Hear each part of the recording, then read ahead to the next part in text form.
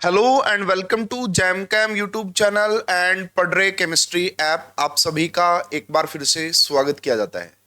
Students, इस video में हम डिस्कस करेंगे सीएसआर नेट दिसंबर 2023 का जो एग्जाम हुआ था उसका डिटेल सॉल्यूशन डिस्कस करेंगे। यह हमारा पार्ट नंबर 1 रहेगा, जिसमें हम इनऑर्गेनिक केमिस्ट्री के पार्ट बी में जो 2 मार्क्स के क्वेश्चन होते हैं, पार्ट बी में आप सभी को पता है 2 मार्क्स के क्वेश्चन आते हैं। तो पार्ट बी में जो इनऑर्गेनिक केमिस्ट्री के क्वेश्चंस थे उनका detail solution with references discuss करेंगे इस वीडियो में। ठीक है, उससे पहले मैं आपको बता देना चाहता हूं, अगर आप दिसंबर 2024 जून 2024 नेट की प्रिपरेशन करना चाहते हैं, गेट 2025 की प्रिपरेशन करना चाहते हैं, आप हमारी ऐप डाउनलोड कर सकते हैं जिसका नाम है पढ़रे केमिस्ट्री। वीडियो के डिस्क्रिप्शन में आपको ऐप और वेबसाइट दोनों का लिंक मिल जाएगा।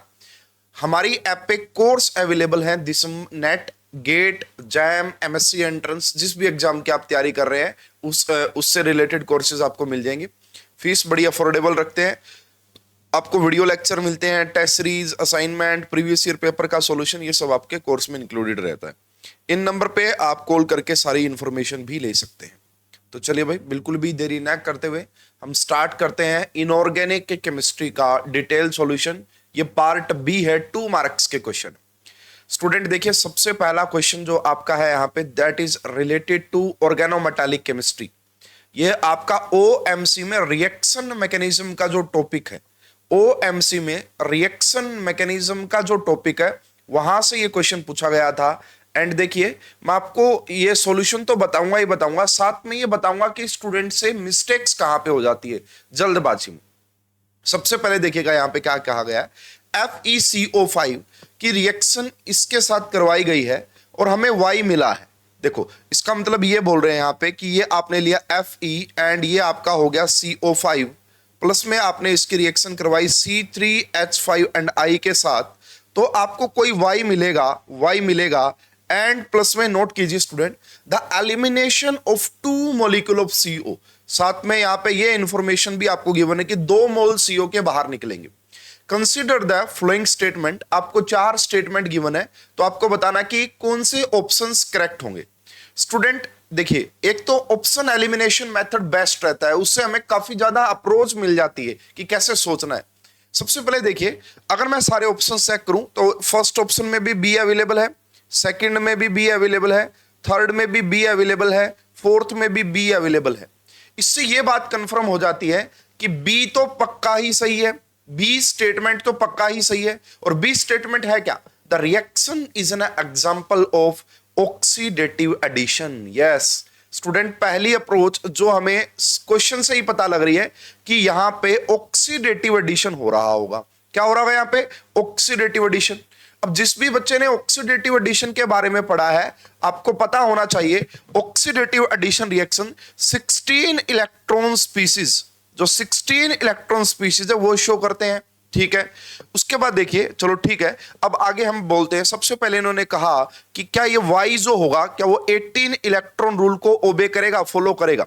देखिए स्टूडेंट, सबसे पहले अगर हम यहां पे FeCO5 की बात करते हैं तो आयरन के पास हो गए 8 इलेक्ट्रॉन एंड 5 CO लगे हुए हैं, एक CO का इलेक्ट्रॉन काउंट 2 होता है इरा। यानी कि सीधी सी बात ये हो गई स्टूडेंट कि ये जो स्पीसीज आप देख रहे हैं ये डायरेक्ट रिएक्ट करने वाला नहीं है, किसके साथ, इस मॉलिक्यूल के साथ। क्यों, ऑक्सीडेटिव एडिशन तो पक्का ही नहीं होगा, ऑक्सीडेटिव एडिशन तो पक्का ही नहीं होगा। क्यों, क्योंकि oxidative addition 16 electron species show करते हैं। तो सबसे पहले आपने यहां पे क्या करना था, यहां पे एलिमिनेशन होगा सबसे पहले, है ना। Fe, यहां पे आप देख सकते हैं FeCO का जो 5 है, यहां से आपका एक CO बाहर निकलेगा और क्या मिलेगा आपको, Fe, उसके बाद CO का 4। अब यहां पे ये 18 इलेक्ट्रॉन स्पीसीज था, अब ये हो गया है आपका 16 इलेक्ट्रॉन स्पीसीज। आयरन के पास 8 हो गए एंड 4 CO लगे हुए, तो इसके पास भी 8 हो गए, ये आपका 16 इलेक्ट्रॉन स्पीसीज हो गया। यस स्टूडेंट, अब इसके बाद आपको स्टेप देखने को मिलेगा जो आपका CH3 है ना, HC3, H5 एंड I। अब इसके ऊपर आपका ऑक्सीडेटिव एडिशन होगा। एंड स्टूडेंट यहाँ पे स्टीरियो केमिस्ट्री भी बड़ी इंपॉर्टेंट हो जाती है। फिलहाल ये आपका पोलर टाइप का मॉलिक्यूल होता है, तो ये दोनों आपका किस पोजीशन पे जाने वाले भाई, ये दोनों आपका ट्रांस पोजीशन पे जाएंगे। ये दोनों किस पोजीशन पे जाएंगे, ट्रांस पोजीशन पे। तो यहाँ पे मैं आपको बना दिखा, अभी ये क्या होगा बेसिकली, अभी ये आपका जो है फाइनल वाई नहीं होगा, अभी मैं आपको पूरा सोल्व करके बताता हूं। तो ये 4 CO ऐसे के ऐसे आ गए, इनमें से एक आपका C3H5 ऊपर की तरफ आएगा एंड I आपका नीचे आएगा। स्टूडेंट अब नोटिस करने वाली बात क्या होगी, ध्यान दीजिएगा। सबसे पहले ये आपका वाई नहीं है, अभी ये रिएक्शन और फर्दर और जाएगी आगे। तो यहां पे आप ये देख सकते हो, अगेन अगर हम इसको ईटा 1 मानते हैं, इसकी इसका जो हेप्टासिटी है अगर वो ईटा 1 मानते हैं, मतलब कि यहां पे जो आयरन मेटल वो एक ही कार्बन से डायरेक्टली अटैच्ड है, तो ईटा 1, तो इलेक्ट्रॉन काउंट 1 हो जाएगा। अब देखो Fe के पास 8, 4 CO का 8 एंड एक I का और एक ईटा 1 का 2, अगेन ये 18 इलेक्ट्रॉन स्पीसीज हो गया है। अगेन ये 18 इलेक्ट्रॉन स्पीसीज हो गया है। बट स्टूडेंट क्वेश्चन में मेंशन है कि 2 CO बाहर निकलेंगे, अभी तो एक ही निकला है। अब आप फर्दर क्या कीजिए, यहां से देखिएगा आपका एक और CO बाहर निकलेगा, एक और CO बाहर निकल गया। तो जैसे ही एक और CO बाहर निकल जाता है, मान लेते हैं ये आपका C3H5, अभी मैं इसको ईटा 1 मान के ही चल रहा हूं कि यहां पे ये आपका बेसिकली एक कार्बन से ही जुड़ा हुआ है, ऐसे समझ लीजिए ये ऐसा है, अभी एक ही कार्बन से जुड़ा हुआ है। उसके बाद एक CO है ना, इसको भी हम थोड़ा सा इस टाइप से दिखाएंगे। देखिए ये वाली जो ज्योमेट्री आपको दिख रही है, ये ऑक्टाहेड्रल टाइप की ज्योमेट्री है, ये वाली ऑक्टाहेड्रल टाइप की ज्योमेट्री। अब एक CO बाहर निकला, तो एक CO यहां रह गया, एक CO यहां रह गया, एक CO यहां रह गया, और ये आपका बेसिकली क्या आ गया, I। अभी भी ये Y नहीं है, अभी भी ये Y नहीं है। क्यों, मैं अभी आपको बताता हूं। देखिए स्टूडेंट, अब अगर आप नोटिस करेंगे, ये आपका 16 इलेक्ट्रॉन स्पीसीज हो गया है, ये आपका 16 इलेक्ट्रॉन स्पीसीज हो गया। अब देखिए 16 इलेक्ट्रॉन स्पीसीज, आयरन के तो स्पेशली 18 इलेक्ट्रॉन स्पीसीज ज्यादा स्टेबलाइज होते हैं। अब यहां पे क्या होगा आपका, यहां पे आपको क्या देखने को मिलेगा, ये जो हेप्टासिटी 1 शो कर रहा था, अब ये हेप्टासिटी 1 से ये हेप्टासिटी 3 में चला जाएगा, ताकि ये 18 इलेक्ट्रॉन रूल को ओबे करे, ये वाला कंपाउंड। तो जो फाइनल आंसर जो था वाई जो आपका आएगा, वो ये आएगा Fe, यहां पे आपका CO, यहां पे आपका CO, यहां पे आपका CO, और ये आपका बन जाएगा अब ईटा 3। ये अब आपका क्या बन गया स्टूडेंट, ये आपका ईटा 3 बन गया, है ना। इसको बेसिकली क्या बोला जाता है भाई, फ्लक्सोनलिटी बोलते हैं इसको, है ना, फ्लक्सोनलिटी बोलते हैं। यहां पे इसकी हेप्टासिटी 1 थी, यहां पे 3 हो गई। अब देखिए जैसे ही यहां पे इसकी हेप्टासिटी 3 हो गई, दिस इज, पहली बात तो ये आपका Y ये वाला कंपाउंड है, Y ये नहीं है, 16 इलेक्ट्रॉन कॉम्प्लेक्स अनस्टेबल होता है आयरन के लिए, Y ये है। अब पहली बात तो ये है कि Y यहां पे 18 इलेक्ट्रॉन रूल को फॉलो कर रहा है, दिस इज Y। कैसे भाई, देखो आयरन का हमारे पास कितना हो गया 8, और 3 CO का 6 हो गया, एक I का कितना हो गया भाई आपका 15, और 3 यहां पे हेप्टासिटी 3, तो ये आपका 18 इलेक्ट्रॉन स्पीसीज को, 18 इलेक्ट्रॉन स्पीसीज है, ये आपका 18 इलेक्ट्रॉन स्पीसीज है, दिस इज Y, ये आपका Y है। तो सबसे पहली स्टेटमेंट ये थी, Y obeys the 18 electron rule. तो हम कहेंगे यस बिल्कुल ट्रू है, ये तो बिल्कुल ट्रू है, ए बिल्कुल सही है। अगर ए सही है तो फोर्थ ऑप्शन को एलिमिनेट कर देते हैं। उसके बाद देखिए अलाइल मोइटी, या अलाइल मोइटी किसकी बात हो रही है, C3H5 shows eta 1 coordination in Y। देखिए ये कह रहा जो Y है ना, Y के अंदर जो ये अलाइल मोइटी है, क्या ये ईटा 1 है? नहीं स्टूडेंट, अगर ये ईटा 1 होती तो ये 16 इलेक्ट्रॉन स्पीसीज होता, तो इसका मतलब ये कि दिस इज इनकरेक्ट, ये सही नहीं है। अब देखिए कई बार क्या होता है, इस डी स्टेटमेंट को ध्यान से देखिएगा, Y adopts pentagonal bi pyramidal geometry. Student pentagonal bi pyramidal geometry, pentagonal bi pyramidal geometry coordination number 7 के लिए पॉसिबल हो सकती है। बट यहां पे आप देख सकते हैं student, this is TBP, trigonal bi pyramidal. इसकी जो ज्योमेट्री आप देख पा रहे हैं, this is trigonal bi pyramidal. अब क्या होता है ना, जल्दबाजी में बच्चा ध्यान नहीं देता कि पेंटागोनल लिखा हुआ है ना। अगर पेंटागोनल उसने करेक्ट कर दिया, मतलब पहली बात तो ये कि दिस इज इनकरेक्ट, ये बिल्कुल भी करेक्ट नहीं है डी वाला। तो डी वाला ऑप्शन यहां से हम हटा देते हैं, ये भी हट गया। सी वाला ऑप्शन भी हम हटा देते हैं, ये भी हट गया यहाँ पे। तो क्वेश्चन का जो करेक्ट आंसर आना था that is option number option number second correct होगा। ए एंड बी दोनों स्टेटमेंट बिल्कुल सही है, सी और डी दोनों स्टेटमेंट आपका इनकरेक्ट है। होप कि आपको बहुत ही अच्छे से ये क्वेश्चन समझ में आ गया होगा। और ऐसे क्वेश्चंस आपको पढ़ाए जाते हैं जनरली, मैंने तो जो कोर्स बनाया हुआ उसमें ऐसे क्वेश्चंस बहुत सारे आपको करवाए हैं पहले भी। अच्छा क्वेश्चन था, 2 मार्क्स का, आप देख सकते हैं इसका। अब हम आगे बढ़ते हैं नेक्स्ट क्वेश्चन पे। इसको आप मेन ग्रुप एलिमेंट से भी रिलेट कर सकते हैं, इसको आप ऑर्गेनोमेटालिक केमिस्ट्री से भी रिलेट कर सकते हैं। ठीक है, सिंपल क्वेश्चन है, पढ़ाया जाता है। The number of skeletal electron pair and the cluster type. देखिए भाई, सभी को पता होगा इस बात का, तो अगर आपके पास BnHn2 नेगेटिव होता है तो वो क्लोजो टाइप का क्लस्टर होता है, वो आपका क्लोजो टाइप का क्लस्टर होता है। अगर आपके पास BnHn4 नेगेटिव होता है तो वो आपके पास निडो टाइप का क्लस्टर होता है। अगर आपके पास BnHn6 नेगेटिव हो जाए तो वो आपका एराकेनो टाइप का क्लस्टर होता है। ये सभी को पता होता है, इसमें किसी को कोई ज्यादा प्रॉब्लम नहीं होनी चाहिए। तो चलिए पहले हम इसी अप्रोच से एलिमिनेशन करके देखते हैं ऑप्शंस का। तो ये बन गया आपका BnHn2 नेगेटिव, तो दिस इज क्लोजो, दिस इज क्लोजो, ये तो सभी को पता होगा कि ये क्लोजो है। उसके बाद देखिए, अगर आप इसको भी बनाएंगे तो ये B6 बनेगा, H6 एक नेगेटिव पहले से था, 3 और नेगेटिव चले जाएंगे तो ये आपका बन गया BnHn4 नेगेटिव, यानी कि ये क्या बन गया आपका नीडो, ये आपका क्या बन गया नीडो। चलो आओ इनसे देखते क्या कोई ऑप्शन। सबसे पहले ये बोला इन्होंने कि ये जो पहले वाला ये नीडो होगा, तो दिस इज इनकरेक्ट, ये आपका इनकरेक्ट हो गया। उसके बाद ये बोल रहा है कि दूसरे वाले में ये एराकेनो होगा, है ना, ये एराकेनो हो नहीं सकता। Very good. अब देखिए एक चीज यहां से ये क्लियर हो गई। दूसरी जो चीज हमसे पूछी थी यहां पे, the number of skeleton electron pairs, देखो इसमें कंफर्म हो गया 8 एंड नीडो, एंड इसमें भी कंफर्म हो गया 8 एंड नीडो। देखिए अगर आपके पास हो BnHn4 नेगेटिव तो वहां पे जो सेकेलेटन इलेक्ट्रॉन पेयर होते हैं बेसिकली वो आपका N+2 होते हैं। कितने होते हैं? N+2, है ना। तो यहाँ पे ये बेसिकली 6+2 करोगे 8 हो गया, 6+2 करोगे 8 हो गया। ठीक है। उसके बाद अगर हम क्लोजो की बात करते हैं स्टूडेंट, तो क्लोजो में बेसिकली होता BnHn2 नेगेटिव। ठीक है, तो यहां पे जो सेकेलेटन इलेक्ट्रॉन पेयर होते हैं that is N+1, that is N+1।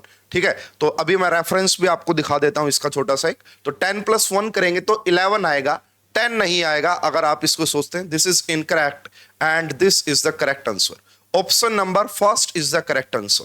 ठीक है, इसके लिए आप रेफरेंस बुक देख सकते हैं स्टूडेंट, ये आपका रिवर्स करके इनऑर्गेनिक केमिस्ट्री की बुक आती है, वहां पे लिखा हुआ है जो क्लोजो होता है BnHn2 नेगेटिव के लिए जो सेकेलेटन इलेक्ट्रॉन होते हैं दैट इज N+1, नीडो के लिए N+2, एराकेनो के लिए N+3, हाइपो के लिए N+4। ठीक है, होप कि आपको ये क्वेश्चन बहुत अच्छे से समझ में आ गया होगा। Option number first is the correct answer. And ये जो मैं आपको आंसर्स बता रहा हूं ये ऑफिशियल आंसर की के अकॉर्डिंग ही बता रहा हूं। ठीक है, तो चलिए अब हम नेक्स्ट, इजी क्वेश्चन था ये, आप कर सकते थे इजीली इसको। ठीक है, नेक्स्ट क्वेश्चन की बात करते हैं। यस, इनऑर्गेनिक स्पेक्ट्रोस्कोपी में EPR का क्वेश्चन है ये, है ना, EPR। अच्छा क्वेश्चन है स्टूडेंट, ध्यान से देखिए, सोल्व किया जा सकता था एग्जाम में ये क्वेश्चन भी। The reaction of V2O5 with ethanoic HCl produce a species X, which gives EPR spectrum with 8 line. This is very much important. 8 line, है ना। उसके बाद यहाँ पे I की वैल्यू भी गिवन है, कैपिटल I जो होता है वेनेडियम के लिए that is 7/2 and strong infrared absorption in this region. तो IR का डाटा भी आपको गिवन है यहाँ पे एंड EPR का डाटा भी गिवन है। तो ये बात कुछ ऐसे हो रही है कि V2O5 की रिएक्शन अगर आपने इथेनॉइलिक HCl के साथ करवाई तो यहां से कोई ये X कंपाउंड आपको मिलेगा, X स्पीसीज मिलेगा, और इसमें EPR के 8 सिग्नल शो हो रहे हैं, EPR के 8 सिग्नल शो हो रहे हैं। तो ऐसा कैसे पॉसिबल हो सकता है स्टूडेंट? हमारे पास यहाँ पे एक फार्मूला होता है नंबर ऑफ हाइपरफाइन लाइंस निकालने का, that is N/2 is equal to Ni। ये बेसिकली हमारे पास एक फार्मूला Ni+1, ठीक है, 1/2 Ni प्लस में 1, ये हमारे पास एक बेसिकली क्या होता है नंबर ऑफ हाइपरफाइन लाइंस निकालने का फार्मूला होता है EPR स्पेक्ट्रम। तो देखिए सबसे पहले यहाँ पे N की बात करें तो N की बात हम बाद में देखेंगे, N इसी की अप्रोच लेनी। I आपको 7/2 गिवन है, ठीक है ना। तो देखो अगर 8 सिग्नल है तो 8 किया 1/2, ये आपका N हो गया। N का मतलब होता है number of unpaired electron, N का मतलब यहां पे नंबर ऑफ अनपेयर्ड इलेक्ट्रॉन से होता है। I की वैल्यू आपको क्वेश्चन में 7/2 गिवन है एंड ये बेसिकली ना 2ni+1 होता है भाई, 2 टाइम्स करना पड़ेगा। इस फॉर्मूले को थोड़ा सा हम मॉडिफाई कर लेते हैं। तो नंबर ऑफ हाइपरफाइन लाइंस निकालने का फॉर्मूला होता है 2ni+1, है ना, 2ni+1। तो ये आपका 2 टाइम्स होता है भाई, इसको थोड़ा सा करेक्ट करना पड़ेगा, फॉर्मूला मैंने आपका बाई मिस्टेक लिख दिया था, ठीक है। तो यहां पे आपका 2 हो जाएगा, तो ये इससे कैंसिल हो गया। 7, देखो अब आप ये बताइए मैं n की क्या वैल्यू रखूं, मैं n की क्या वैल्यू रखूं कि 8 आ जाए। तो 8 कैसे आ सकता है, जब आपने n की वैल्यू 1 रखी होगी तभी तो 8 पॉसिबल है ना। देख लो इस फॉर्मूले में आप n की वैल्यू 1 पुट कर दीजिए, i की वैल्यू क्वेश्चन में आपको गिवन है दैट इज 7/2। अगर आप ऐसा करते हैं इस फॉर्मूले में तो 2 इंटू में 1 इंटू में 7/2 प्लस में 1, इससे ये कैंसल आउट हो जाता है और ये आपका 7 + 1 8 आ गया। क्या आ गया आपका, 7 + 1 8 आ गया। अब देखिए इसको लेकर दो बातें हो सकती हैं यहां से। एक तो n का मतलब यहां पे ये भी हो सकता है भाई कि कितने ऐसे स्पीसीज हैं जो कि आपका ईपीआर स्पेक्ट्रम में शो कर सकते हैं। तो यहां पे एक ही आएगा, मतलब कि एक ही वेनेडियम आपको देखने को मिलेगा। एलिमेंट्स भी आप इसको बोल सकते हैं भाई, है ना। तो यहां पे i की वैल्यू 7/2 गिवन है, तो यहां पे अगर आप देखेंगे तो n = 1 वेनेडियम आपको एक ही देखने को मिलेगा, जो भी आपका कॉम्प्लेक्स रहा होगा। रेफरेंस भी बताऊंगा। इसमें देखिए वेनेडियम आपको 2 नजर आ रहे हैं, इसलिए इसको हटा देते हैं। इसमें भी वेनेडियम आपको 2 नजर आ रहे हैं। अगर वेनेडियम 2 है ना किसी कॉम्प्लेक्स में, तो उसके लिए n की वैल्यू 2 हो जाएगी, और n की वैल्यू 2 करोगे तो 2 × 2 और 7/2, फिर वैल्यू ज्यादा चली जाएगी। इसका मतलब ये दोनों ऑप्शन तो हो ही नहीं सकते, वेनेडियम 2 नहीं हो सकते। अब ये देखो, अब आपको अनपेयर्ड इलेक्ट्रॉन देखने थे, अनपेयर्ड इलेक्ट्रॉन। तो यहां पे अगर आप निकालेंगे तो अनपेयर्ड इलेक्ट्रॉन आपको मिलने वाला नहीं है एक, है ना। और यहां पे आपको अनपेयर्ड इलेक्ट्रॉन मिल जाएगा किसमें, VO एंड आपका +2। इसके अंदर आपको एक अनपेयर्ड इलेक्ट्रॉन दिखाई देगा, और APR के लिए एटलीस्ट एक अनपेयर्ड इलेक्ट्रॉन तो हो। तो ये आपका इसका x मान लिया, ये आपका -2 हो गया, और ये +2। तो ये बेसिकली आपका वेनेडियम +4, यहां पे ये आपका वेनेडियम +4, और वेनेडियम +4 का मतलब होता है आपका 3d1। यहां पे एक अनपेयर्ड इलेक्ट्रॉन है, यहां पे एक अनपेयर्ड इलेक्ट्रॉन है। इसमें अगर आप देखेंगे स्टूडेंट, इसमें आप कैसे इसको अप्रोच कर सकते थे। इसका मान लीजिए कि आपने -2 बना लिया, और ये देखो ये जो डाटा गिवन है ना, ये आपको सुपर ऑक्साइड या ऑक्साइड के बारे में इंफॉर्मेशन दे रहा होगा कि ये ऑक्साइड है या सुपर ऑक्साइड, उस फॉर्मेट में, ठीक है। तो ये +1 भी गिवन है। तो यहां पे अगर आप इसको देखते हैं तो आपको एक अनपेयर्ड इलेक्ट्रॉन देखने को नहीं मिल रहा। तो इसकी जो सही अप्रोच थी वो यही थी। एक तो आप ये पता कर लो, अगर 8 हाइपरफाइन लाइंस आ रही हैं, इसका मतलब ये रहा होगा कि यहां पे वेनेडियम एक ही रहा होगा, इन दोनों में वेनेडियम एक है, और उसके बाद भी एक ही अनपेयर्ड इलेक्ट्रॉन यहां पे होना चाहिए। नहीं तो जितने अनपेयर्ड इलेक्ट्रॉन होते हैं उतने से ही मल्टीप्लाई कर देंगे हाइपरफाइन लाइंस की, ठीक है। मतलब जो बेसिकली क्या होता है ना, जितनी लाइंस होती है उससे अनपेयर्ड इलेक्ट्रॉन से मल्टीप्लाई कर देते हैं। तो ये आपका क्या आएगा, option number 2 is the correct answer. तो इसका रेफरेंस मैं आपको दिखा देता हूं। एडवांस इनऑर्गेनिक केमिस्ट्री की बुक है, F. एल्बर्ट कॉटन करके, वहां पे साफ साफ लिखा हुआ देखिए, द इंटरेक्शन, है ना। इसको मैं थोड़ा सा जूम भी कर देता हूं, यहां पे आप देख सकते हैं, the interaction of V2O5 with ethanolic HCl gives a solution containing this, पहले ये मिलेगा, और उसके बाद आप इसको वेनेडियम 4 ऑक्सो कॉम्प्लेक्स बना सकते हैं। ऑक्सो कॉम्प्लेक्स बोले तो ये वाला कॉम्प्लेक्स आ गया, VO2 VO, है ना, VO एंड +2। उसके बाद देखो ये बता रहा है कि यहां पे देखो, है ना, इसमें ये लिखा हुआ EPR spectrum characteristics with G value, और यहां पे देखो हाइपर फाइन लाइंस कितनी दिखा रखी है, यहां पे 8, कितनी दिखा रखी है भाई, 8। और वही डाटा देखो यहाँ पे, strong V double bond O stretching band in the range of this to this, ये आपका ये रहा यहाँ पे, ठीक है। तो इस ये आप रेफरेंस देख सकते हैं स्टूडेंट। तो ये क्वेश्चन आपका EPR स्पेक्ट्रम से ही सोल्व हो जाता अगर आपको थोड़ा बहुत आइडिया था। अच्छा क्वेश्चन था, नॉर्मल क्वेश्चन इसको बिल्कुल भी नहीं बोलेंगे, रेफरेंस मैंने आपको इसका बता दिया है।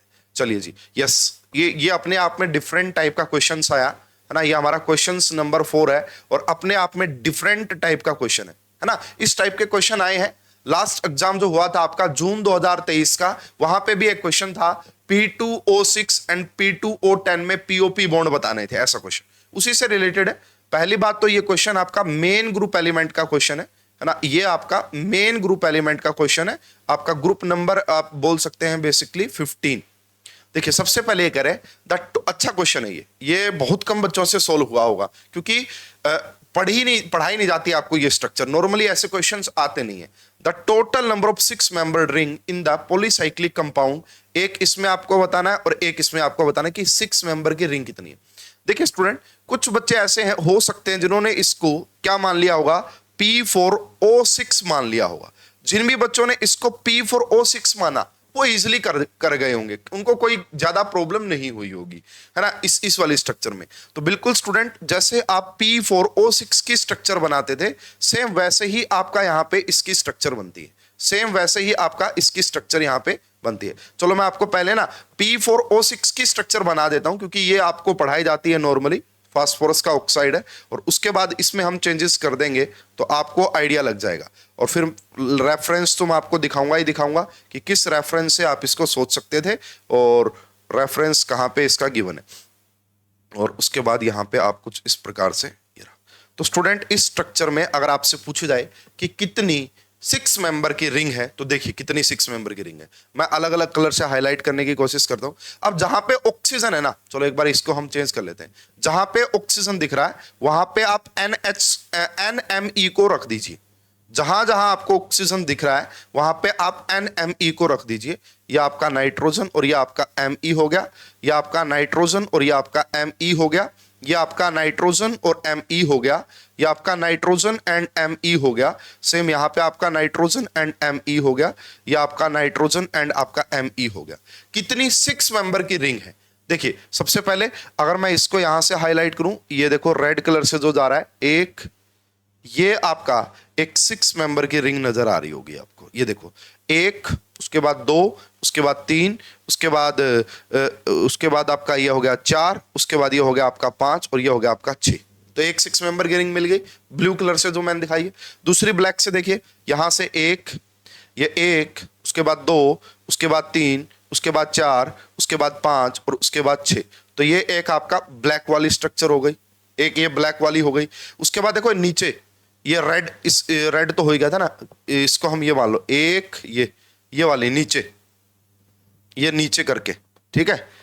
तो 3 तीसरी वाली ये हो गई। और एक आप भाई पूरे को भी ले सकते हैं, यहां से देखो, यहां से अगर आप लेते हैं पूरे को, 1 2 3 4, अच्छा ये तो हम कंसिडर कर ही चुके हैं, कोई नहीं, मैं अभी आपको एक और स्ट्रक्चर वो ऊपर वाली को काउंट कर सकते हो, जैसे नीचे वाली काउंट की वैसे आप ऊपर वाली को। तो इसमें अगर नंबर ऑफ 6 मेंबर रिंग पूछा जाए तो दैट इज 4।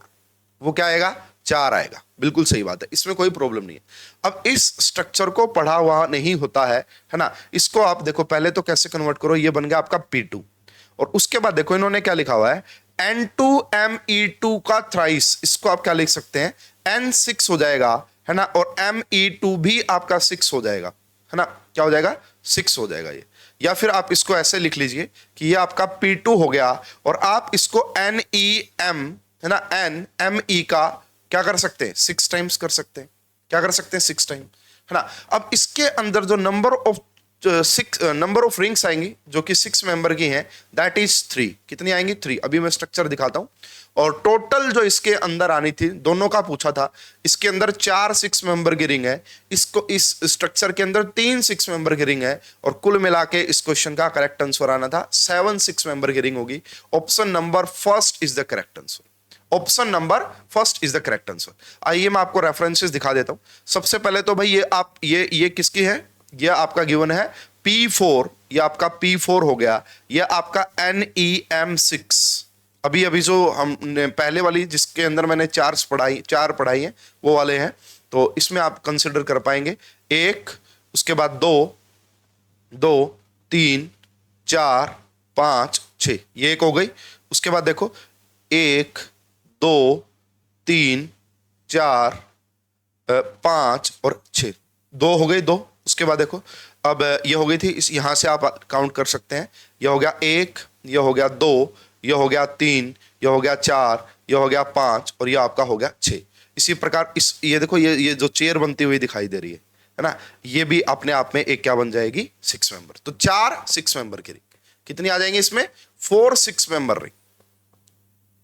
इसमें आपको 4 6 मेंबर की रिंग देखने को मिलेंगी, ठीक है। ये नॉर्मल स्ट्रक्चर थी, ये नॉर्मल स्ट्रक्चर थी, इसमें आपको कोई ज्यादा प्रॉब्लम नहीं हुई होगी, है ना। अब मेन प्रॉब्लम थी इस वाली स्ट्रक्चर में। स्टूडेंट ये देखो, ये वाली स्ट्रक्चर अगेन आप यहां से देख सकते हैं, काउंट करके देख लेना, साफ साफ दिख रही, देखो चेयर है ना, ये एडमेंटेन लाइक स्ट्रक्चर होती है, एडमेंटेन लाइक स्ट्रक्चर। तो इसके अंदर नंबर ऑफ 6 मेंबर रिंग जो होंगे दैट इज 4। अब जो दूसरी स्ट्रक्चर है ना हमारी, वो ऑप्शन सी है, देखो P2NMe का 6। तो यहां पे देखो 1, उसके बाद 2, उसके बाद 3, उसके बाद 4, उसके बाद 5 और उसके बाद 6। तो एक हो गई, एक 6 मेंबर की हो गई, वेरी गुड। उसके बाद आप दूसरी कौन सी देखेंगे, ये देखो 4 तक तो हो ही गया, 5 और 6, एक ये भी 6 मेंबर की हो गई, ये भी एक 6 मेंबर की हो गई, 2 हो गई। उसके बाद देखो यहां से इस पूरे वाले को 1, उसके बाद 2, उसके बाद 3, उसके बाद 4, उसके बाद 5 और उसके बाद 6, बाहर वाली को पूरी को, है ना। तो कितनी हो गई, 3 और हो गई। तो कितनी आ गई, इसके अंदर आपका कितनी हो गई, 3 6 मेंबर की रिंग कितनी, 3। तो 4 + 3 करोगे तो 2 आ जाएगा। तो ये अलग अलग बुक के रेफरेंसेस हैं, आप देख सकते हैं। होप कि आपको अच्छे से समझ में आ गया होगा। और ये वाली जो स्ट्रक्चर है भाई, वो अपने आप में बड़ी इंपॉर्टेंट है, पढ़ाई जाती नहीं है। रेफरेंसेस बुक में आपके मेंशन जरूर है, बट बिल्कुल भी इंपॉर्टेंट नहीं होती थी, पढ़ाते ही नहीं थे, क्योंकि पूछी नहीं गई थी इस टाइप से। ऑक्साइड जरूर पूछता था, इस टाइप से नहीं पूछता था। तो फ्यूचर पॉइंट ऑफ व्यू से ध्यान रखिएगा, हो सकता है कि किसी और एग्जाम्स में भी आपको ये वाली स्ट्रक्चर देखने को मिल जाए। तो इस क्वेश्चन का जो करेक्ट आंसर आना था that is option number first and 7 आपका करेक्ट आंसर था। स्टूडेंट ये अच्छे लेवल का क्वेश्चन था, ये सभी बच्चों से सोल्व नहीं हुआ होगा, ठीक है। अब हम आगे बढ़ते हैं भाई, कितने नंबर क्वेश्चन था, शायद 4 नंबर ही था। अब हम 5th नंबर क्वेश्चन पे बढ़ते हैं भाई। नेक्स्ट क्वेश्चन क्या कह रहा है हमारा, यस ये भाई आपका app block elements, inner transition elements का क्वेश्चन है। कितनी बार आपको ये चीजें पढ़ाई गई हैं, प्रीवियस ईयर अवेलेबल है चैनल पे, वहां पे भी पढ़ाया और कोर्स में भी। सिंपल मैग्नेटिक मोमेंट निकालनी है, किसके लिए, YB+3 के लिए। तो भाई मैग्नेटिक मोमेंट अगर आप निकालना चाहते हैं यहां से, है ना, अगर आप यहां से मैग्नेटिक मोमेंट निकालना चाहते हैं तो फॉर्मूला क्या होता है, G इंटू में √J+1, है ना, √J+1। और ये G आपका क्या होता है भाई, आपका दैट इज 3/2, है ना, प्लस में S इंटू में S+1, है ना, माइनस कैपिटल L इंटू में L+1, और नीचे आपका आ जाएगा 2J into J+1, 2J into J+1। अब देखो अगर ये आपका F13 है, अब यहां पे देखिए थोड़ी सी आपको कैलकुलेशन सोल्व करनी पड़ेगी, है ना, थोड़ा सा कई बार प्रॉब्लम आ जाती है स्टूडेंट्स को, लेकिन सिंपल है, जिसने भी पढ़ा हुआ है वो इजीली कर जाता है इसको। 1 2 3 4 5 6 और 7, तो ये आपका +3 बनेगा, ये आपका +2 बनेगा, ये +1, ये 0, ये -1, ये -2 और ये आपका -3। तो 13 इलेक्ट्रॉन आपको एफ में भरने हैं। तो 1, उसके बाद 2, उसके बाद 3, उसके बाद 4, उसके बाद 5 6 7, उसके बाद 8 9 10 11 12 और 13, ठीक है। तो सबसे पहले हम L की वैल्यू निकाल लेते हैं। L की वैल्यू कैसे निकलेगी, तो देखो ये +3 के 2 से मल्टीप्लाई करोगे 6 आना था, ठीक है। यहां पे देखो +2 की मल्टीप्लाई जब आप 2 इलेक्ट्रॉन से करोगे +4, यहां पे -4 कैंसिल आउट, +2 -2 कैंसिल आउट, 0 0 वाला होएगा। यहां पे बचेगा एक ओनली, ये है ना। 3 की मल्टीप्लाई की ये 6 आया, और यहां पे 3 की मल्टीप्लाई की आपने 1 से, तो ये कितना आ गया आपका -3। तो 6 में से -3 जाएंगे तो कैपिटल L बचेगा आपका 3। कैपिटल L की वैल्यू क्या आ गई आपका 3। अगर ठीक है, अब कैपिटल S कैसे निकालते हैं, that is spin quantum number. तो इसके लिए जितने अनपेयर्ड इलेक्ट्रॉन होते हैं उसको 2 से डिवाइड कर देते हैं। एक अनपेयर्ड इलेक्ट्रॉन इसलिए इसको 2 से डिवाइड किया। अब J कैसे निकालते हैं, देखिए अगर ये आपका मोर देन हाफ फिल्ड होता है ना, अगर आपकी इलेक्ट्रॉनिक कॉन्फ़िगरेशन का जो सिस्टम है वो मोर देन हाफ फिल्ड है, तो होता है आपका L+S। क्या होता है, L+S कर देते हैं। तो L की वैल्यू 3 है, प्लस में 1/2 है, तो ये आपका 7/2 आ जाएगा। क्या आ जाएगा आपका 7/2। स्टूडेंट सारी चीजें मैंने आपको बता दी हैं। L बता दिया है क्या होगा, J बता दिया है क्या होगा, S बता दिया है क्या होगा। सबसे पहले आपको G की वैल्यू निकालनी पड़ेगी। अब G की वैल्यू यहां पे पुट करेंगे, J आपके पास ऑलरेडी आ ही चुका है ना, 7/2। और यहां से जब आप इसको सोल्व करेंगे, और भाई साइंटिफिक कैलकुलेटर अवेलेबल होता है एग्जाम में, ये जो एग्जाम हुआ था इसमें साइंटिफिक कैलकुलेटर अवेलेबल था, तो आप फास्ट कैलकुलेशन करके निकाल सकते थे।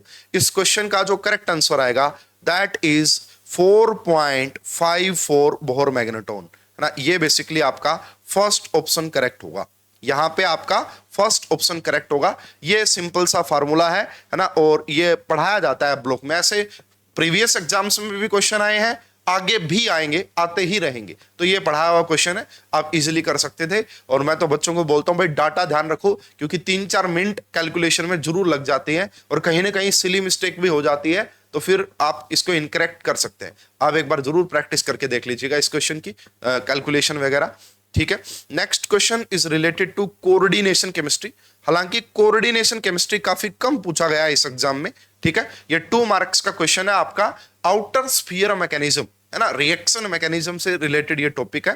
एंड यहां पे आपको बोला गया कॉलम 1 में जो है रिएक्टेंट्स है, एंड कॉलम 2 में आपका बेसिकली रेट कांस्टेंट की वैल्यू है। और ये देखो for the outer sphere reaction, outer sphere reaction, ठीक है, वाटर में। तो स्टूडेंट आप सभी को एक डाटा पता होना चाहिए मेरे हिसाब से। मैंने तो भाई स्टूडेंट्स को पढ़ाया हुआ, प्रीवियस ईयर में भी बहुत सारे क्वेश्चंस आए हुए इससे। सबसे ज्यादा जो हाईएस्ट रेट होता है आउटर स्फीयर मैकेनिज्म में पाई टू पाई स्टार, उसके बाद आपका नॉन बॉन्डिंग की कहानी आ जाती है, उसके बाद आपका सिग्मा टू सिग्मा स्टार की कहानी आ जाती है, और सबसे जो रेट कम होता है that is non bonding to sigma star. Non bonding to sigma star वालों का रेट सबसे कम होता है। अब देखो यहां पे अगर मैं बात करता हूं इसकी, अगर पाई एक्सेप्टर लिगेंड आपको दिख जाए, पाई एक्सेप्टर लिगेंड आपको अगर आपका दिख जाता है, तो उसका रेट आपका सबसे ज्यादा हाईएस्ट होता है आउटर स्फीयर मैकेनिज्म में। ये Fe और ये जो आप देख पा रहे हैं ये आपका Fe+2 एंड Fe+3 के लिए होता है ना। ये आपका non bonding to non bonding आपका जो है बेसिकली ट्रांसफर शो करते हैं, इलेक्ट्रॉन ट्रांसफर शो करते हैं। ये बेसिकली जो आता है सिग्मा वाला, ये आपका क्रोमियम+2 एंड क्रोमियम+3 के लिए आता है। और ये वाला जो बेसिकली आपका आता है ये आपका कोबाल्ट+2 एंड कोबाल्ट+3 के लिए देखने को मिलता है, ठीक है ना। ये वाला आपका कोबाल्ट+2 इनके लिए आपको देखने को मिलता है, ठीक है ना। तो सबसे हाईएस्ट रेट है पाई एक्सेप्टर लिगेंड जहां पे होते हैं, आउटर स्फीयर मैकेनिज्म की बात की जाए उनका। तो यहां पे देखिए CN जो होता है वो पाई एक्सेप्टर लिगेंड है ना। देखो Fe के 2 केस है, यहां पे CN है और यहां पे आपका H2O है। ये वाला पाई एक्सेप्टर है, अगर ये वाला पाई एक्सेप्टर है तो A का रेट इन सभी में, देखो और कोई पाई एक्सेप्टर नहीं है, A का रेट सबसे ज्यादा होगा, A का रेट सबसे ज्यादा होगा। तो A का रेट का मतलब है 10⁵ रेट सबसे ज्यादा है, तो A का फर्स्ट आएगा, A का फर्स्ट आएगा। देख लो A का फर्स्ट इस ऑप्शन में दिखाई दे रहा है, A का फर्स्ट इस ऑप्शन में दिखाई दे रहा है, इसलिए इसको एलिमिनेट कर दीजिए, इसको एलिमिनेट कर ददीजिए। अगर आपने A का फर्स्ट पता कर लिया तो B का तो 2 हो ही गया, B का तो 2 हो ही गया। अब देखो B को कैसे देखा भाई, B क्या है Fe+2 Fe+3, और ये किस कैटेगरी में आता है, ये आपका non bonding to non bonding की कैटेगरी में आता है ना। तो इसका रेट सेकंड लेवल पे आता है, इसलिए B का रेट क्या होगा, ज्यादा हो जाएगा, है ना। B का रेट क्या आएगा इन दोनों में ज्यादा, 3 है ना, वो तो बहुत ज्यादा है, फिर उसके बाद 3, तो B का 2 ही आएगा, बिल्कुल सही है। उसके बाद कंफ्यूजन आती है C और D में। यहां पे भी आप NH3, यहां NH3 है, ये दोनों ही किस टाइप से हैं आपका non bonding to sigma star, और यहां पे आपका EN है ना। अगर आप फील्ड स्ट्रेंथ के अकॉर्डिंग देखेंगे EN की फील्ड स्ट्रेंथ ज्यादा होती है तो इसका रेट ज्यादा होगा, EN वाले का रेट ज्यादा होगा। और एग्जैक्ट मैं आपको डाटा भी दिखा देता हूं, हाउसक्राफ्ट बुक में मेंशन भी है, EN वाले का रेट ज्यादा होगा। तो D का रेट आपका आएगा 4th, D का रेट आएगा आपका 4th, क्योंकि 10⁻⁴ बड़ा होता है 10⁻�6 से, ठीक है। और C का रेट सबसे कम होगा, मतलब C का रेट इनमें सबसे कम होगा। तो इस क्वेश्चन का जो करेक्ट आंसर आना था that is option number A। Option number A is the correct answer. आप ये देखिए हाउसक्राफ्ट बुक है, ये जो डाटा लिया गया है ये आपका हाउसक्राफ्ट बुक से डाटा लिया गया है, और आप यहाँ पे 3 डाटा को इजिली देख पाएंगे।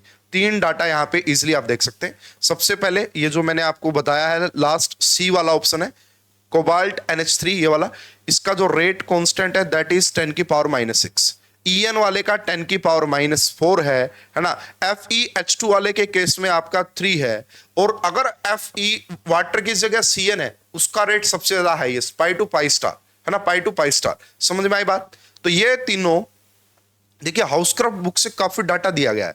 नेक्स्ट जो क्वेश्चन है वो भी आपका हाउसक्राफ्ट बुक से ही डाटा उठाया गया है, बट थोड़ी बहुत एक्सप्लेनेशन थी, सोल्व कर सकते थे। पहले भी आए हैं, पहले ऐसे क्वेश्चन 4 मार्क्स में आते थे, इस बार ये 2 मार्क्स में आया है। और कोऑर्डिनेशन केमिस्ट्री से काफी सिलेक्टेड क्वेश्चन इस बार पूछे गए थे, है ना, 2-3 क्वेश्चन ही पूछे गए थे, ज्यादा क्वेश्चन कोऑर्डिनेशन केमिस्ट्री से इस बार नहीं थे। होप कि ये क्वेश्चन आपको क्लियर हो गया होगा, अच्छे से समझ में आ गया होगा। डाटा बेस्ड क्वेश्चन था, लेकिन थोड़ा बहुत आप रिलेट कर सकते थे। ठीक है, चलिए नेक्स्ट क्वेश्चन की बात कर लेते हैं स्टूडेंट। ये भी आपका कोऑर्डिनेशन केमिस्ट्री से ही है ना, ये भी आपका कोऑर्डिनेशन केमिस्ट्री से है। आपको यहाँ पे कुछ कॉम्प्लेक्स गिवन है और उनके डेल्टा ओ, क्रिस्टल फील्ड स्प्लिटिंग एनर्जी, है ना, क्रिस्टल फील्ड स्प्लिटिंग एनर्जी की वैल्यू आपको गिवन है। स्टूडेंट देखिए बहुत सारे फैक्टर्स हैं जो कि डेल्टा ओ को अफेक्ट करते हैं। तो अगर हम देखें यहाँ पे, देखिए इस कॉम्प्लेक्स की अगर हम बात करते हैं ए की, तो आप सभी को यह बात पक्का पता होगा कि जो ऑक्सीडेशन स्टेट है that is directly proportional to delta O. अगर ऑक्सीडेशन स्टेट ज्यादा होगी तो डेल्टा ओ की वैल्यू भी ज्यादा होगी। तो यहां पे अगर मैं बात करता हूं ए में, यहां पे आपका Ti टाइटेनियम +3 है, यहां पे आपका Mn+4 है, Mn+4 है, ठीक है, यहां पे आपका कोबाल्ट +3 है, कोबाल्ट +3 है, एंड यहां पे आपका Fe+2 है। क्या है आपका Fe+2। स्टूडेंट सिर्फ यही एक फैक्टर नहीं होता, और भी बहुत सारे फैक्टर होते हैं। सिर्फ यही एक फैक्टर नहीं होता है, और भी बहुत सारे फैक्टर होते हैं। वो हमें ऑप्शंस के अकॉर्डिंग जाना पड़ेगा, वो हमें ऑप्शंस के अकॉर्डिंग जाना पड़ेगा। अब देखो पहली चीज तो ये देखी, दूसरी बात हमें पता होता है फील्ड स्ट्रेंथ से आप रिलेट कर सकते हैं। ऑप्शन एलिमिनेशन मेथड यूज करना पड़ेगा आपको। फील्ड स्ट्रेंथ आप सभी को ये पता है भाई, जो जितना ज्यादा स्ट्रॉन्ग फील्ड होता है ना, आपको पता होता है ना भाई, ये वाला लिगेंड आपका ज्यादा स्ट्रॉन्ग फील्ड है, उसकी डेल्टा ओ की वैल्यू हाई होती है स्ट्रॉन्ग फील्ड के लिए, और वीक फील्ड के लिए डेल्टा ओ की वैल्यू कम होती है। अब मैंने यहां पे क्या पॉइंट निकाला, मैंने देखा ये जो Fe+2 है ना, इसकी ऑक्सीडेशन स्टेट भी कम है, और इसके साथ जो लिगेंड लगा हुआ वाटर वो भी वीक फील्ड लिगेंड है। इसका मतलब ये हुआ डी की वैल्यू सबसे कम होनी चाहिए, डी की वैल्यू सबसे कम होनी चाहिए। ठीक है, एक अप्रोच हमने सोचने की कोशिश की, तो यहां पे सबसे कम वैल्यू जो आ रही है दैट इज आर, है ना, आर यानी कि 9400 के करीब आ रही है, और डी का आर ए की ऑप्शन में आ रहा है, डी का आर ए की ऑप्शन में आ रहा है। बाकी आप थोड़ा सा और वेरीफाई करके देखिए। अब आपने ये चीज नोटिस की भाई, ये भी +3 है ना, और ये भी +3 है, बट En की फील्ड स्ट्रेंथ ज्यादा होती है, En स्ट्रॉन्ग फील्ड लिगेंड की कैटेगरी में आता है। भाई दोनों का ऑक्सीडेशन स्टेट कैसा है, दोनों की ऑक्सीडेशन स्टेट कैसी है, सेम है, लेकिन इसकी वैल्यू ज्यादा आनी चाहिए, है ना, इसकी वैल्यू आपका ज्यादा आनी चाहिए। एक तो फील्ड स्ट्रेंथ। अब देखो दूसरी बात आप कहोगे जी Mn+4 है, लेकिन वीक फील्ड लिगेंड भी तो लगा हुआ ना इसके साथ। अब आपने देखा भाई डी का आर कंफर्म हुआ, इससे ये हुआ कि ए का क्यू आना चाहिए। ठीक है, तो आपने देखा कि ए का क्यू का मतलब हो गया कि इसकी जो वैल्यू आ रही है वो तीसरे नंबर पे आ रही है, तीसरे नंबर पे, ठीक है ना। उसके बाद बी और सी में से आपने क्या देखा, बी का पी आ रहा है, बी का पी, बी का पी का मतलब है सबसे हाईएस्ट वैल्यू आपका किसकी, किसके केस में आएगी, देखो सी के केस में आएगी। रीजन क्या है, ऑक्सीडेशन स्टेट ज्यादा कम नहीं है, एंड En की फील्ड स्ट्रेंथ ज्यादा होती है। इस पॉइंट ऑफ व्यू से आप सोच सकते थे कि सी का एस सही है, उसके बाद बी का पी भी सही है। क्यों, क्योंकि ऑक्सीडेशन स्टेट ज्यादा है, दोनों में एफ एफ है, लेकिन इसकी ऑक्सीडेशन स्टेट ज्यादा है, इसलिए इसकी डेल्टा ओ की वैल्यू ज्यादा है। तो काफी हद तक ये हमें ऑप्शन सही लग रहा था।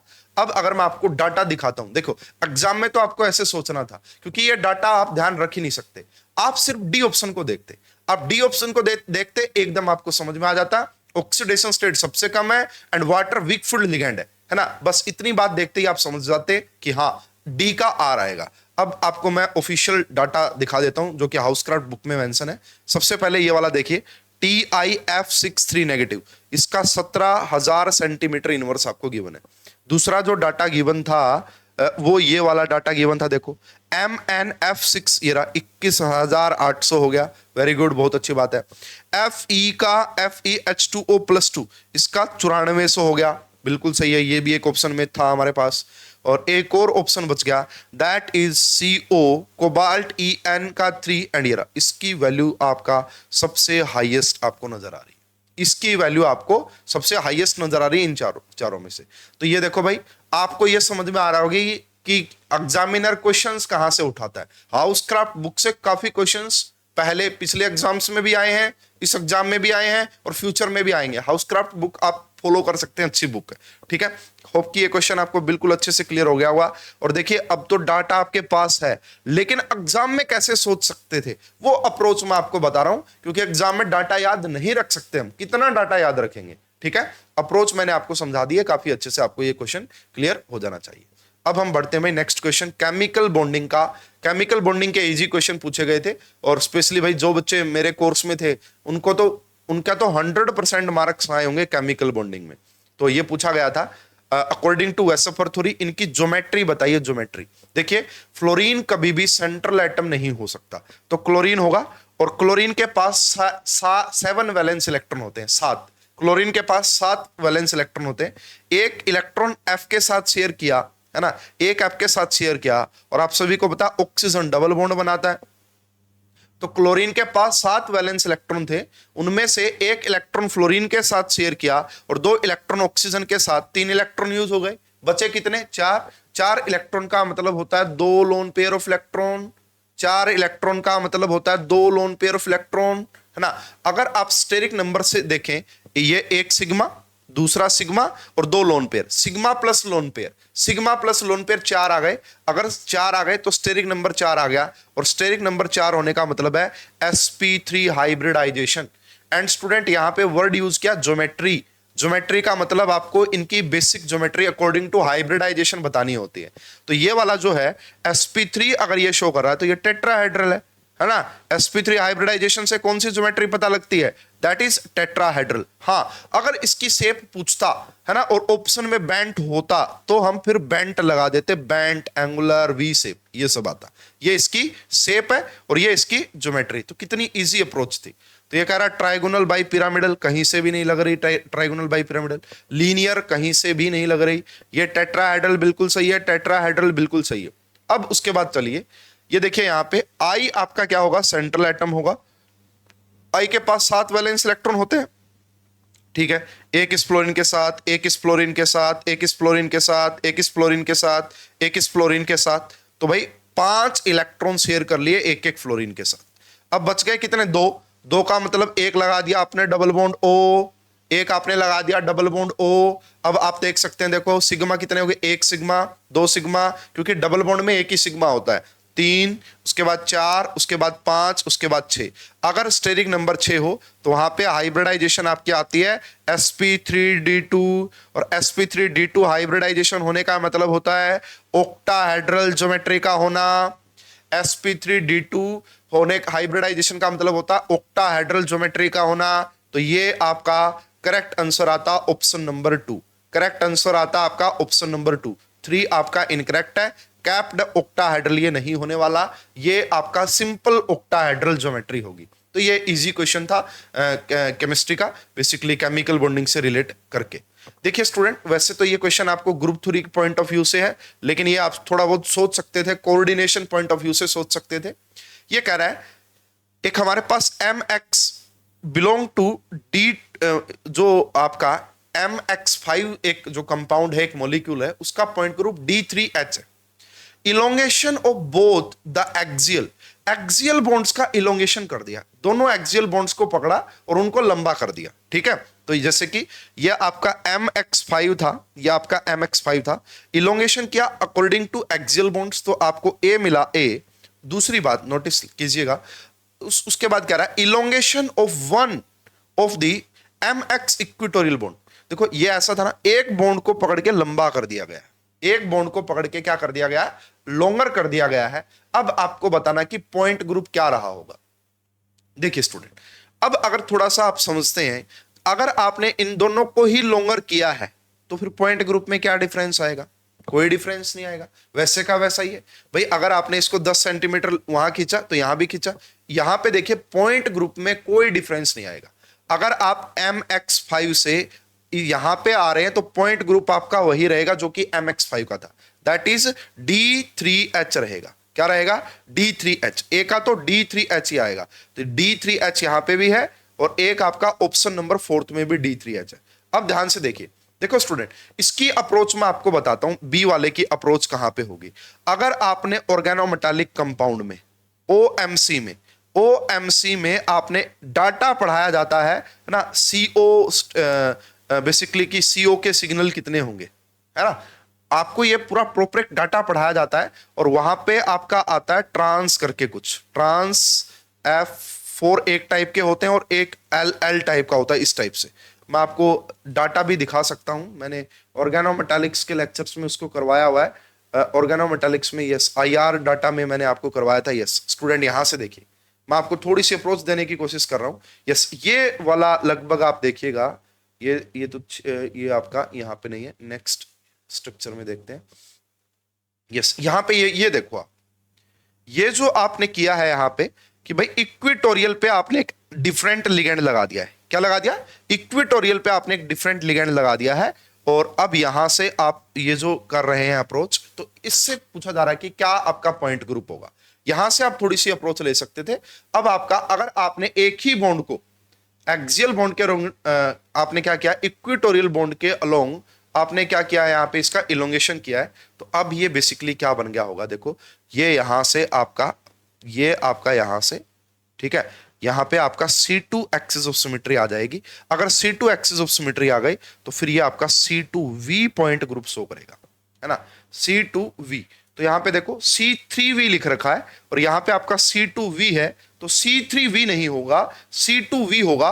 क्योंकि देखो ये इसको यहां पे पहुंचाएगा, इस X को यहां पे पहुंचाएगा और ये जहां पे है वहीं पे रहेगा। तो ये C2V पॉइंट ग्रुप हो गया। यहां पे नहीं था, TBP है ये, तो ये सिंपल TBP टाइप से ही है, लेकिन ये थोड़ी सी आपकी ज्योमेट्री चेंज हो जाती है।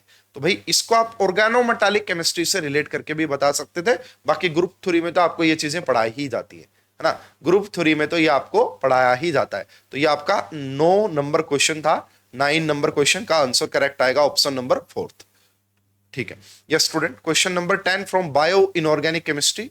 एंड ये भी भाई आपका नॉर्मल क्वेश्चंस नहीं है, ऐसे क्वेश्चंस नहीं पूछे जाते हैं ज्यादातर।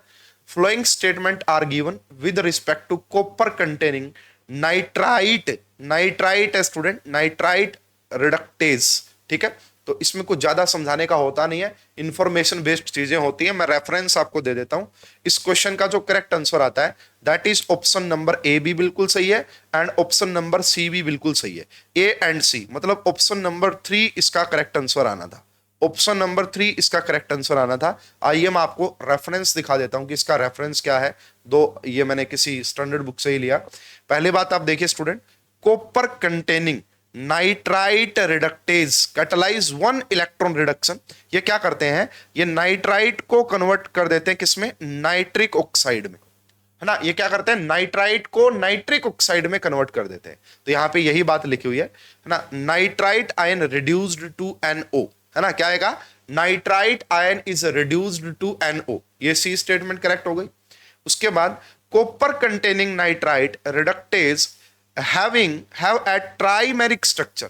देखो यहां पे, ये देखो ये लिखा हुआ कंटेन बोथ टाइप 1, है ना, type 1 copper, type 1 copper and type 2 copper, दोनों अवेलेबल होते हैं, है ना, दोनों टाइप के कॉपर अवेलेबल होते हैं। तो यहां पे यही बात है, it contains both type 2 and type 3 copper proteins, है ना, दोनों टाइप के कॉपर प्रोटीन्स यहां पे होते हैं। इसलिए स्टूडेंट मैंने आपको बताया कि इस क्वेश्चन का करेक्ट आंसर आएगा ऑप्शन नंबर 3।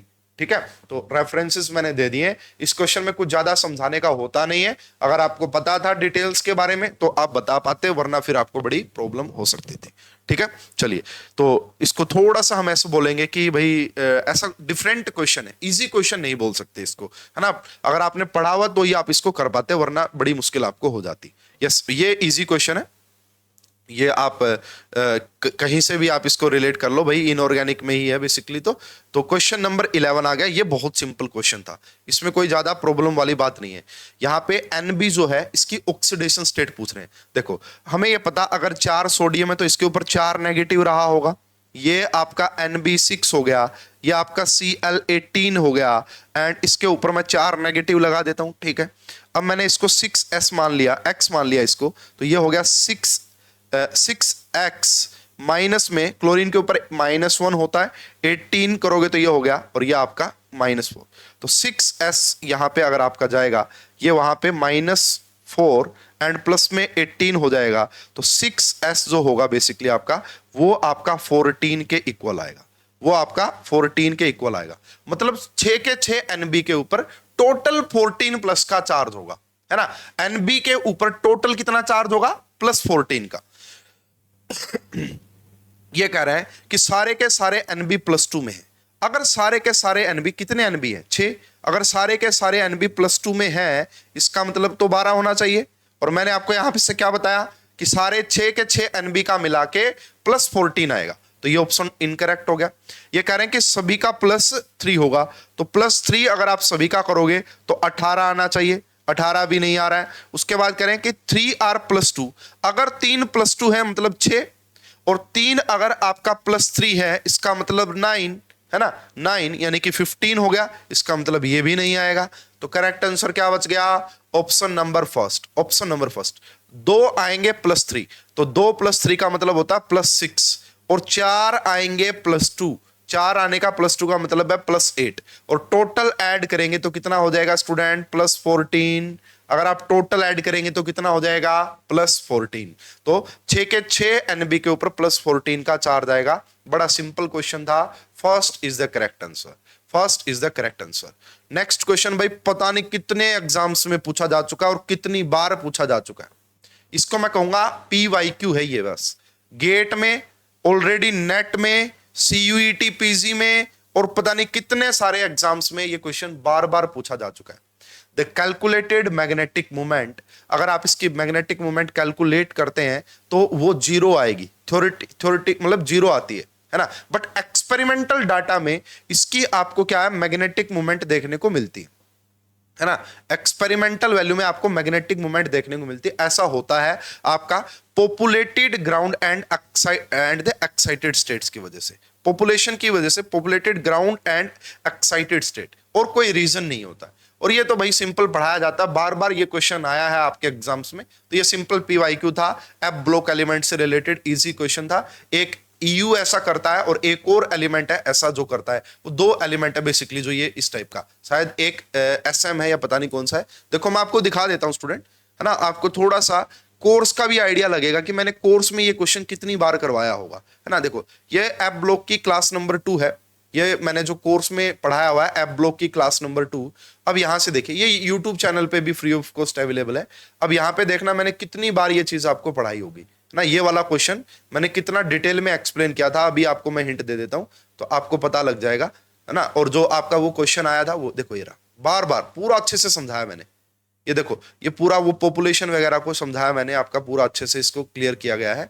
एक आपका देखो EU +3 0 होती है, एंड SM भी ऐसा ही शो करता है, उसकी भी कम होती है लेकिन एक्सपेरिमेंटल डाटा ज्यादा आता है। अब मैंने एक इस स्लाइड से एक्सप्लेन किया था इस चीज को, फिर मैंने इस स्लाइड से एक्सप्लेन किया था इसको, 2 हो गई, और उसके बाद loads of previous year question बहुत सारे। अब देखो बहुत सारे करवाए हैं मैंने इसके ऊपर।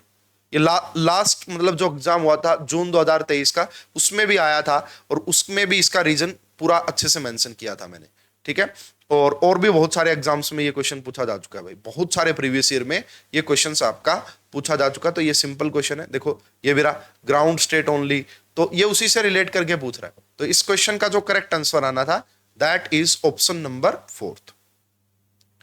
इस क्वेश्चन का जो correct answer that is option number 4, yes. तो हम पहुंच गए हैं क्वेश्चन नंबर 13 पे। Question number 13 is very easy. ये आपका MOT केमिकल बॉन्डिंग में मोलिकुलर ऑर्बिटल थ्योरी जो पढ़ाई जाती है, जेई मेन या नेट की जो तैयारी कर रहा है स्टूडेंट वो भी इसको इजीली बताएगा। तो कितने अनपेयर्ड इलेक्ट्रॉन होते हैं B2 में, तो B2 आप सभी को पता है वो पैरामैग्नेटिक नेचर का होता है। और वो पैरामैग्नेटिक नेचर का कैसे हो सकता है, ये आपका सिग्मा 1s इसको बोलते हैं, इसको सिग्मा स्टार 1s बोलते हैं। उसके बाद आपका ये नीचे सिग्मा 2s होता है, इसको हम सिग्मा स्टार 2s बोलते हैं। और इसके बाद स्टूडेंट नीचे 2 डब्बे आएंगे पहले, है ना, sp मिक्सिंग वाला कंसेप्ट के बारे में आपको पता होगा। तो यहाँ पे आपका आता है π2px एंड π2py। तो टोटल कितने इलेक्ट्रॉन, एक बोरॉन के पास 5, 2 के पास 10 हो गए। तो यहाँ पे आपने भरा 1 2, उसके बाद 3 4, उसके बाद 5 6 7 और 8, उसके बाद 9 और उसके बाद 10, ठीक है। तो ये आपका कितने अनपेयर्ड इलेक्ट्रॉन होते हैं इस B2 के अंदर, 2 2 अनपेयर्ड इलेक्ट्रॉन होते हैं, तो B2 के अंदर 2 अनपेयर्ड इलेक्ट्रॉन होते हैं। क्लास में करवाया हुआ क्वेश्चन है, और मैं तो कह रहा हूं भाई जेई मेन में भी ये क्वेश्चंस, जेई मेन नीट वाले बच्चे इसको इजीली कर देंगे। दूसरी बात, इस क्वेश्चन में बहुत सारे बच्चों ने क्या मिस्टेक की है, ठीक है, उनको पता था कि B2 के अंदर 2 अनपेयर्ड इलेक्ट्रॉन होते हैं। अब एग्जाम में जल्दबाजी में देखो गलतियां कैसे होती हैं। उन्होंने क्या देखा कि 2 अनपेयर्ड इलेक्ट्रॉन, ऑप्शन 2, उन्होंने क्या किया, ऑप्शन 2 को सिलेक्ट किया। 2 उन्होंने सही सोचा कि अनपेयर्ड इलेक्ट्रॉन 2 होते हैं, ठीक है, लेकिन उन्होंने जल्दबाजी में ऑप्शन 2 पे टिक कर दिया 2 देख के। बट स्टूडेंट, ऑप्शन 2 का मतलब है आपका फर्स्ट, मतलब एक अनपेयर्ड इलेक्ट्रॉन, इसलिए this is incorrect. Option number 2 incorrect, option number 3 correct. क्यों? क्योंकि 2 अनपेयर्ड इलेक्ट्रॉन होते हैं B2 के अंदर। कुछ बच्चों ने ये मिस्टेक की है, मैंने कमेंट पढ़े हैं बच्चों के, ठीक है। तो भाई ऐसी मिस्टेक जो है ना, ये वाले, इसीलिए मैं कह रहा था, मैंने एनालिसिस के ऊपर वीडियो बनाई हुई है, मैंने कहा था ये एग्जाम बिल्कुल भी इजी नहीं है, ये डेंजरस एग्जाम है। ट्रिकी क्वेश्चंस जो होते हैं ना, वो बड़े खतरनाक होते हैं, ट्रिकी क्वेश्चंस बड़े डेंजरस होते हैं, है ना। डिफिकल्ट क्वेश्चन सभी के लिए डिफिकल्ट है, लेकिन जो ट्रिकी क्वेश्चन है ना, ये सभी, बहुत सारे बच्चों के कमेंट आप देख लेना चाहिए, आए हुए हैं। उनका कहना यह था जी हमने सही निकाले अनपेयर्ड इलेक्ट्रॉन 2, हमें पता था, लेकिन ऑप्शन 2 सिलेक्ट हो गया, बस काम खत्म, है ना। क्या क्या मिला, -0.5, इसलिए कट ऑफ कम जाएगी इस बार। मैं एनालिसिस कर चुका हूं इसके ऊपर। यस स्टूडेंट, भाई एक आपको बड़ा अच्छे से एडवाइस बताता हूं। क्वेश्चन नंबर 14, पीरियोडिक प्रॉपर्टीज के क्वेश्चन से बच के रहें। ये जो क्वेश्चन है, ये पीरियोडिक प्रॉपर्टीज का क्वेश्चन है, ऐसे क्वेश्चन से बच के रहे, मैं तो ये राय दूंगा आपको। ये है डेंजरस क्वेश्चन, डेंजरस क्वेश्चन है ये, बिल्कुल dangerous question. Because last time भी जो जून 2023 का एग्जाम हुआ था स्टूडेंट, जून 2023 के एग्जाम में भी एक 4 मार्क्स का क्वेश्चन पूछा गया था पीरियोडिक प्रॉपर्टीज से, एंड वो भी जो आपको लग रहा था ना, वो डाटा नहीं था, आंसर अलग आता है ना, और वो डाटा से पता लगता है। इजी क्वेश्चन है, आप सभी को पता भी होता है, लेकिन डाटा चेंज हो सकता है, और आप सभी को पता भाई, है ना, रियल बात है डाटा की, जो डाटा कहेगा वही सही माना जाता है। देखिए, इसमें आपसे बोला गया था difference in the second ionisation energy किसके लिए सबसे ज्यादा होगी। अब हमें पता है ये लिथियम है, ये आपका सोडियम है। यहां पे अगर आप देखोगे 1s2 2s1, यहां पे अगर आप देखेंगे ये आपका 1s2 2s2 2p6 एंड आपका 3s1। अब भाई एक इलेक्ट्रॉन निकल गया, ठीक है, यहां से एक इलेक्ट्रॉन निकल गया, यहां से एक इलेक्ट्रॉन निकल गया। अब दूसरा इलेक्ट्रॉन, एक तो आपने 1s से इलेक्ट्रॉन निकालो, और एक आप 2p6 से निकालो। इससे इलेक्ट्रॉन निकालना मुश्किल है, इसकी सेकंड आयोनाइजेशन एनर्जी काफी ज्यादा रही होगी, इसकी सेकंड आयोनाइजेशन एनर्जी काफी ज्यादा रही होगी। लिथियम की सेकंड आयोनाइजेशन एनर्जी काफी ज्यादा होती है सोडियम से। हमने ये बात सोची, और हमने ये पता लग गया कि एक्स की जो डिफरेंस होगा सेकंड आयोनाइजेशन एनर्जी का, वो सबसे ज्यादा होने वाला है किसमें, लिथियम एंड सोडियम के अंदर, ठीक है, नो प्रॉब्लम। अब देखना स्टूडेंट, ये है आपका बेरिलियम एंड मैग्नीशियम, तो ये मेरा बेरिलियम हो गया, ये आपका मैग्नीशियम। बेरिलियम के लिए हम क्या यूज करेंगे, 1s2 एंड आपका 2s2। इसके लिए क्या यूज करेंगे भाई, आपका ये आपका नियोन आ जाएगा, एंड यहां पे हम यूज करेंगे 3s2। अब एक इलेक्ट्रॉन निकाला यहां से, ठीक है, और फिर दूसरा इलेक्ट्रॉन निकालोगे तो दूसरा इलेक्ट्रॉन इजीली निकल जाएगा 2s1 से, और यहां पे 3s1 से। ये बात पक्का ठीक है कि 3s1 से इलेक्ट्रॉन इजीली निकलेगा, लेकिन देखो ऐसा नहीं है कि बहुत ज्यादा गैप आ जाएगा यहां पे, है ना। अब देखना एक मिनट, मतलब देखो Be की बात करोगे और मैग्नीशियम, अब इसमें भी थोड़ा सा मिस्टेक हो जाती है स्टूडेंट्स एग्जाम में भाई, है ना। कई बार हम क्वेश्चंस को गलत तरीके से समझ लेते हैं कि हाँ क्वेश्चन ये पूछ रहा है। अब देखो, अगर ये आपके पास बोरोन है और ये आपके पास एल्यूमिनियम है, यहां पे है आपका 1s2 2s2 2p1, एंड यहां पे आपका 1s2 2s2 2p6 एंड आपका 3s2 एंड 3p1। अब देखो कुछ बच्चों ने इसको कैसे पढ़ा, इस क्वेश्चन को उन्होंने ऐसे पढ़ा कि ये पूछ रहे हैं भाई बेरिलियम और बोरोन में, मतलब बेरिलियम मैग्नीशियम, बोरोन एल्यूमिनियम, मतलब कंपैरिजन। पता है बच्चे ने क्या सोचा, वो कंपैरिजन कर रहे हैं लिथियम, बेरिलियम और बोरोन में कंपैरिजन कर रहे हैं, है ना। उन्होंने सोचा कि इनका कंपैरिजन चल रहा है, भाई इनमें किसकी सेकंड आयोनाइजेशन एनर्जी ज्यादा होती है। वो डिफरेंस वर्ड पढ़ना भूल गया, the difference in the second ionisation energy sodium lithium में बताओ। उन्होंने डिफरेंस पूछा था लिथियम की सेकंड आयोनाइजेशन एनर्जी सोडियम की सेकंड आयोनाइजेशन एनर्जी, उनके दोनों की एनर्जी का डिफरेंस बताइए क्या होगा, किसमें सबसे ज्यादा होगा। तो भाई देखो कैसे ही कर सकते हैं, ये तो डाटा बेस्ड कहानी होगी। लेकिन कुछ बच्चों ने इस क्वेश्चन को ऐसे समझा कि भाई लिथियम, बेरिलियम और बोरोन, तो पक्का ही उन्होंने क्या सोचा, एक इलेक्ट्रॉन यहां से इजीली निकल गया तो ये 2s2 से निकलेगा फुली फील्ड से, तो बोरोन की ज्यादा होगी बेरिलियम से। ये बात ठीक भी है, बोरोन की सेकंड आयोनाइजेशन एनर्जी बेरिलियम से ज्यादा होती है, बट स्टूडेंट क्वेश्चन ये नहीं था, क्वेश्चन अलग था। क्वेश्चन ये था कि मैग्नीशियम की सेकंड आयोनाइजेशन एनर्जी और बेरिलियम की सेकंड आयोनाइजेशन एनर्जी, इनका डिफरेंस लो और बताओ सबसे ज्यादा डिफरेंस किसके लिए आएगा। लेकिन जिन बच्चों ने ऐसा समझा कि बोरोन की ज्यादा होती है तो उन्होंने आंसर टिक कर दिया fourth, and this is incorrect, this is incorrect. Very dangerous question, very dangerous question. क्यों? आपको लगा अरे आ रहा है ना, लेकिन माइनस मार्क्स देके गया।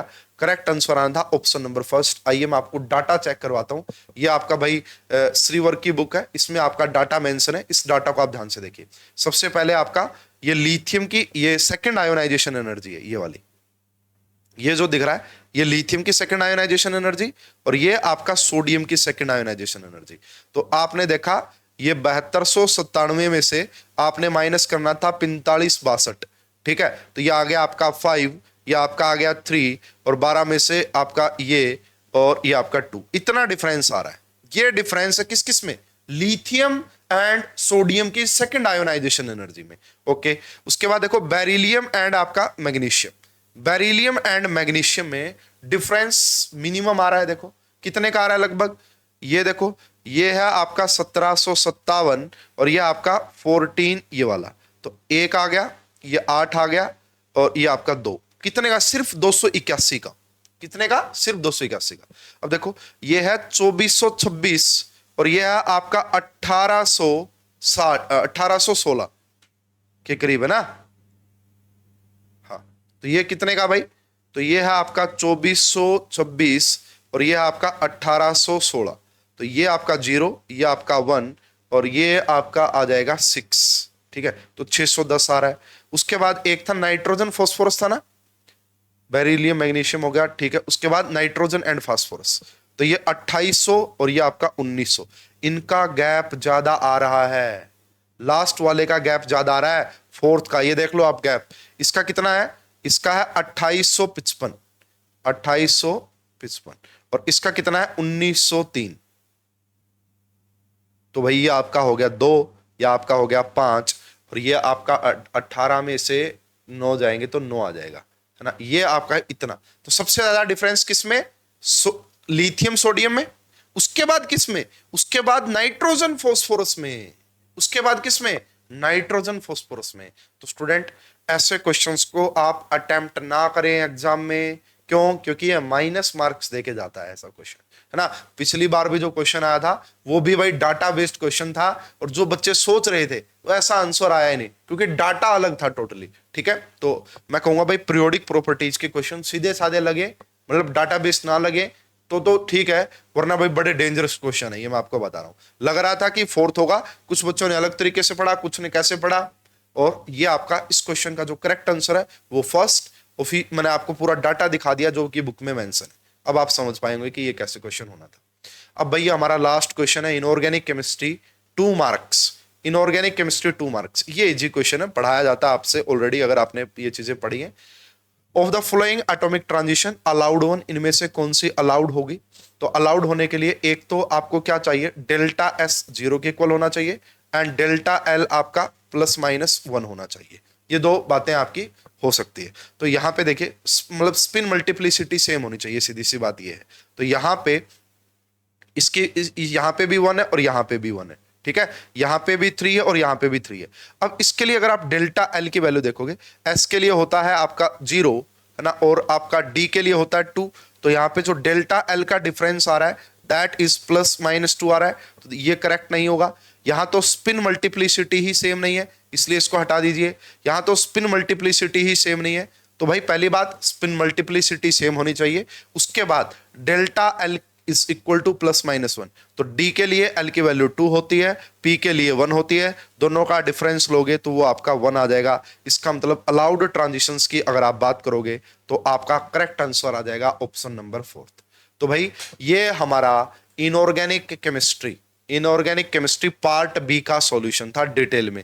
रेफरेंसेस मैंने मेंशन किए अच्छे अच्छे, एंड जितनी अच्छे से मैं एक्सप्लेनेशन दे सकता था मैंने कोशिश की है। तो भाई देखो, ये हमने डिस्कस किया इनऑर्गेनिक केमिस्ट्री पार्ट बी का सॉल्यूशन। 15 क्वेश्चंस पूछे गए थे, 15 क्वेश्चन। आप सभी को पता है कि टोटल कितने क्वेश्चंस आते हैं भाई, 40 क्वेश्चंस आते हैं, उनमें से कितने अटेम्प्ट करने होते हैं, 35। तो 15 क्वेश्चन आपका पूछे गए थे इनऑर्गेनिक केमिस्ट्री से। चलिए अब हम नेक्स्ट पार्ट में या तो इनऑर्गेनिक केमिस्ट्री का पार्ट सी का सॉल्यूशन देखेंगे या ऑर्गेनिक केमिस्ट्री के पार्ट बी का सॉल्यूशन देखेंगे। तो चैनल के साथ जुड़े रहिए, और ऐप पे अगर आप देख रहे हैं तो कोर्स से आपको बहुत कुछ सीखने को मिल रहा होगा। अगेन भाई, जो भी बच्चे तैयारी करना चाहते हैं एक बार आप डेमो लेक्चर्स जाके चेक कर सकते हैं।